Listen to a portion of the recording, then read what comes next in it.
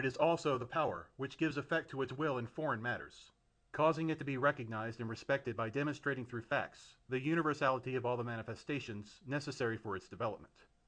Hence it is organization as well as expansion, and it may be thereby considered, at least virtually, equal to the very nature of the human will, which in its evolution recognizes no barriers, and which realizes itself by proving its infinity. 12. The role of the state. The fascist state, the highest and most powerful form of personality, is a force, but a spiritual one. It reassumes all the forms of the moral and intellectual life of man. It cannot, therefore, be limited to a simple function of order and of safeguarding, as was contended by liberalism. It is not a simple mechanism which limits the sphere of the presumed individual liberties. It is an internal form and rule, a discipline of the entire person. It penetrates the will as well as the intelligence. Its principle, a central inspiration of the living human personality in the civil community, descends into the depths and settles in the heart of the man of action as well as the thinker, of the artist as well as of the scientist, the soul of our soul. 13. Discipline and authority. Fascism, in short, is not only a lawgiver and the founder of institutions, but an educator and promoter of the spiritual life. It aims to rebuild not the forms of human life, but its content, the man, the character, the faith. And for this end, it exacts discipline and an authority which descends into and dominates the interior of the spirit without opposition. Its emblem, therefore, is the lictorian fasces, symbol of unity, of force, and of justice. Politics and social doctrine. 1. Origins of the doctrine. When, in the now distant March of 1919, I summoned a meeting at Milan, through the columns of the Popolo d'Italia, of those who had supported and endured the war, and who had followed me since the constitution of the Fasci, or revolutionary action, in January 1915, there was no specific doctrinal plan in my mind. I had the experience of one only doctrine, that of socialism from 1903 to 04 to the winter of 1914, about a decade. But I made it first in the ranks, and later as a leader, and it was never an experience in theory. My doctrine, even during that period, was a doctrine of action. A universally accepted doctrine of socialism had not existed since 1915, when the revolutionist movement started in Germany, under the leadership of Bernstein. Against this, in the swing of tendencies, a left revolutionary movement began to take shape. But in Italy, it never went further than in the field of phrases. Whereas in Russian socialistic circles, it became the prelude of Bolshevism, reformism, revolutionaryism, centrism. This is a terminology of which even the echoes are now spent. But in the great river of fascism are currents which flow from Sori, from Pagai, from La Gardelle, and the movement Socialisti, from Italian syndicates which were legion between 1904 and 1914, and sounded a new note in Italian socialist circles, weakened then by the betrayal of Giolitti, through Olivetti's Pagini Libere, Orano's La Lupa, and Enrico Leone's Deverne Social. After the war, in 1919, socialism was already dead as a doctrine. It existed only as a grudge. In Italy especially, it had one only possibility of action: reprisals against those who wanted the war and must now pay its penalty.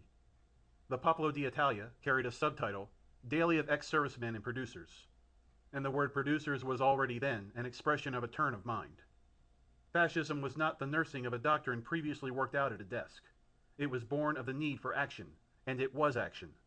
It was not a party. In fact, during the first 2 years, it was an anti-party and a movement. The name I gave the organization fixed its character. Yet whoever should read the now crumpled sheets with the minutes of the meeting at which the Italian Fasce di Combattimento were constituted would fail to discover a doctrine, but would find a series of ideas, of anticipations, of hints which, liberated from the inevitable strangleholds of contingencies, were destined after some years to develop into doctrinal conceptions. Through them, fascism became a political doctrine to itself, different by comparison to all others, whether contemporary or of the past. I said then, if the bourgeoisie think we are ready to act as lightning conductors, they are mistaken. We must go towards labor. We wish to train the working classes to directive functions. We wish to convince them that it is not easy to manage industry or trade. We shall fight the technique and the spirit of the rearguard. When the succession of the regime is open, we must not lack the fighting spirit. We must rush, and if the present regime be overcome, it is we who must fill its place. The claim to succession belongs to us, because it was we who forced the country into war, and we who led her to victory. The present political representation cannot suffice. We must have a direct representation of all interest. Against this program, one might say it is a return to corporations, but that does not matter. Therefore, I should like this assembly to accept the claims put in by national syndicalism from an economic standpoint.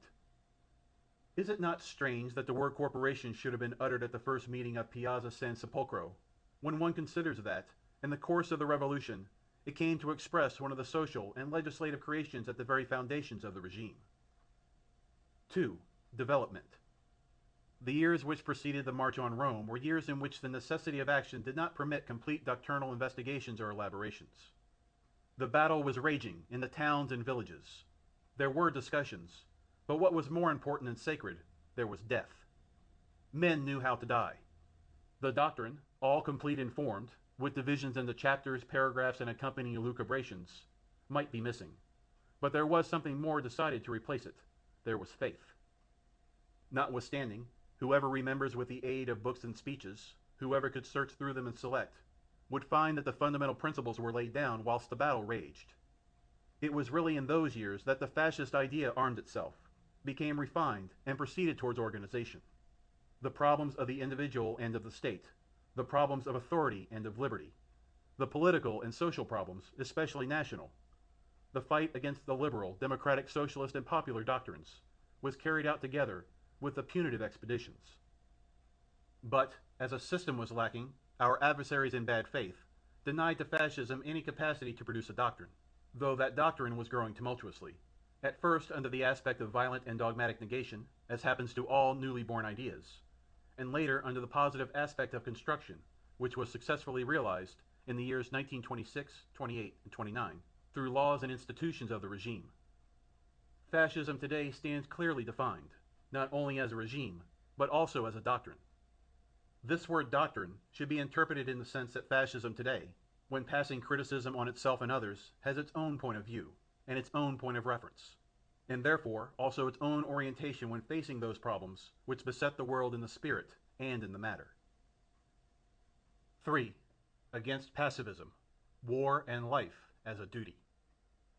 As far as the general future and development of humanity is concerned, and apart from any mere consideration of current politics, fascism above all does not believe either in the possibility or utility of universal peace. It therefore rejects the pacifism which masks surrender and cowardice. War alone brings all human energies to their highest tension and sets a seal of nobility on the peoples who have the virtue to face it. All other tests are but substitutes which never make a man face himself in the alternative of life or death. A doctrine which has its starting point at the prejudicial postulate of peace is therefore extraneous to fascism. In the same way, all international creations, which, as history demonstrates, can be blown to the winds when sentimental, ideal, and practical elements storm the heart of a people, are also extraneous to the spirit of fascism, even if such international creations are accepted for whatever utility they may have in any determined political situation. Fascism also transports this anti-pacifist spirit into the life of individuals. The proud squadrista motto, "Me defragro," I don't give a damn, scrawled on the bandages of the wounded is an act of philosophy, not only stoic. It is a summary of a doctrine not only political, it is an education in strife and an acceptance of the risks which it carried. It is a new style of Italian life. It is thus that the fascist loves and accepts life, ignores and disdains suicide, understands life as a duty, a lifting up, a conquest, something to be filled in and sustained on a high plane, a thing that has to be lived through for its own sake, but above all for the sake of others near and far, present and future. 4. The demographic policy and the neighbor. The demographic policy of the regime is the result of these premises. The fascist also loves his neighbor, but neighbor is not for him a vague and undefinable word. Love for his neighbor does not prevent necessary educational severities. Fascism rejects professions of universal affection, and though living in the community of civilized peoples, it watches them and looks at them differently. It follows them in their state of mind and in the transformation of their interest, but it does not allow itself to be deceived by fallacious and mutable appearances. 5. Against historical materialism and class struggle. Through this conception of life, fascism becomes the emphatic negation of that doctrine which constituted the basis of the so-called scientific socialism or Marxism. The doctrine of historical materialism, according to which the story of human civilization is to be explained only by the conflict of interest between the various social groups and by the change of the means and instruments of production. That the economic vicissitudes, discovery of prime or raw materials, new methods of labor, scientific inventions have their particular importance is denied by none. But that they suffice to explain human history, excluding other factors from it, is absurd. Fascism still believes in sanctity and in heroism, that is to say, in acts in which no economic motive, immediate or remote, operates. Fascism, having denied historical materialism, by which men are only puppets in history, appearing and disappearing on the surface of the tides, while in the depths the real directive forces act and labor, it also denies the immutable and irreparable class warfare, which is the natural filiation of such an economistic conception of history. And it denies above all that class warfare is the preponderating agent of social transformation. Being defeated on these two capital points of its doctrine, nothing remains of socialism save the sentimental aspirations, as old as humanity, to achieve a community of social life in which the sufferings and hardships of the humblest classes are alleviated. But here fascism repudiates the concept of an economic happiness which is to be, at a given moment in the evolution of economy, socialistically and almost automatically realized by assuring to all the maximum of well-being. Fascism denies the possibilities of the materialistic concept of happiness. It leaves that to the economist of the first half of the 17th century. That is, it denies the equation, well-being, happiness, which reduces man to the state of the animals, mindful of only one thing, that of being fed and fattened, reduced in fact to a pure and simple vegetative existence. 6. Against democratic ideologies. After disposing of socialism, fascism opens a breach on the whole complex of the democratic ideologies, and repudiates them in their theoretic premises as well as in their practical application or instrumentation. Fascism denies that numbers, by mere fact of being numbers, can direct human society. It denies that these numbers can govern by means of periodical consultations. It affirms also the fertilizing, beneficent, and unassailable inequality of men, who cannot be leveled through an extrinsic and mechanical process such as universal suffrage. Regimes can be called democratic which, from time to time, give the people the illusion of being sovereign, whereas the real and effective sovereignty exists in other, and often very secret and irresponsible forces. Democracy is a regime without a king, but very often with many kings, far more exclusive, tyrannical, and ruinous than a single king, even if he be a tyrant.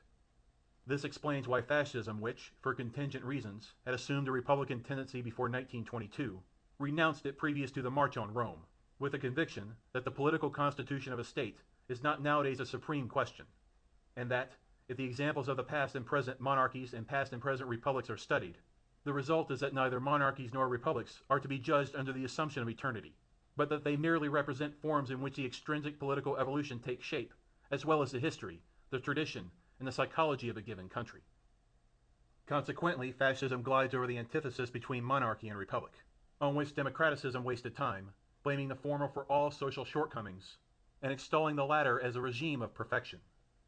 We have now seen that there are republics which may be profoundly absolutist and reactionary, and monarchies which welcome the most venturesome social and political experiments. 7.